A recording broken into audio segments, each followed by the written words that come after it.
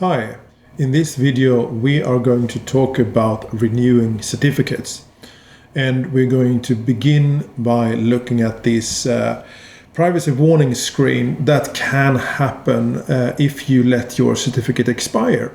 So what happens if we click on this advanced button here that says you cannot visit files.liquidfiles.com right now because the website uses HSTS.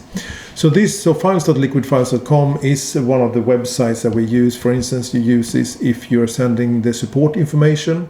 It will be sent through this site, and I have now triggered this issue, this certificate issue, so that we can see what happens.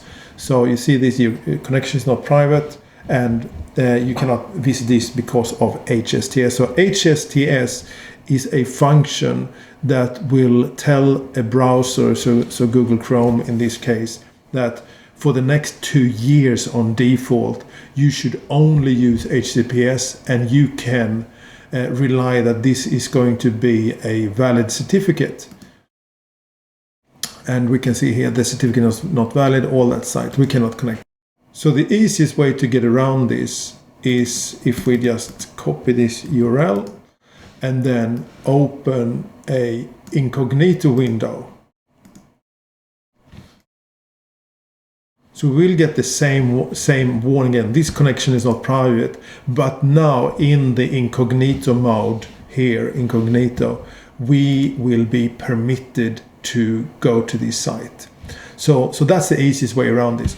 If you want to understand a little bit more, we can look in this internal Chrome URL and we can query and we can say, let's see files.liquidfiles.com, and we can see this HSTS, this HSTS information. So it has an expiry of many seconds. So this is like, this would be close to a couple of years from now. And the alternative is that we can then delete this. If we delete this, we will again reload this page, and we will get the same that we did in the incognito mode. So that's method number 2 that we can get around this. And method number 3 is that we use a different browser altogether. So what we call a virgin browser, a browser you have not used with this site. So this HSTS is a common security function with modern systems. So it's not related to LiquidFiles per se, but any modern website these days will use HSTS. So now we got access to the site, and we can log on. And we can log on as a sysadmin. So we have a sysadmin account and log on.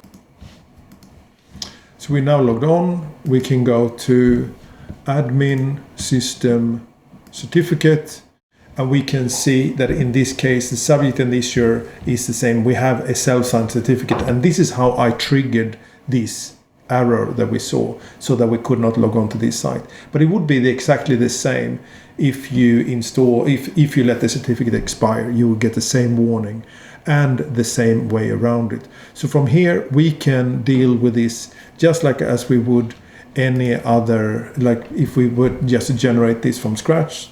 So we can click on generate certificate.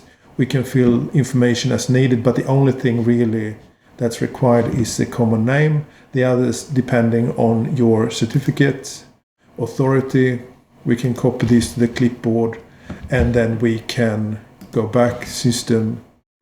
So we'll send this to our certificate authority, and when we get the certificate back, we can upload this and upload the certificate here, and everything will work fine again. So let me just quickly do that. So I can paste, and off screen I have the certificate chain, and this is now added. So we can then save and we can see that we are now back in business. The system will now reload. So if we reload this page, and in this case, if we reload, we can see that certificate is valid. So this is just now Google that is. So let's just open a new window, and we can see that we are back in business.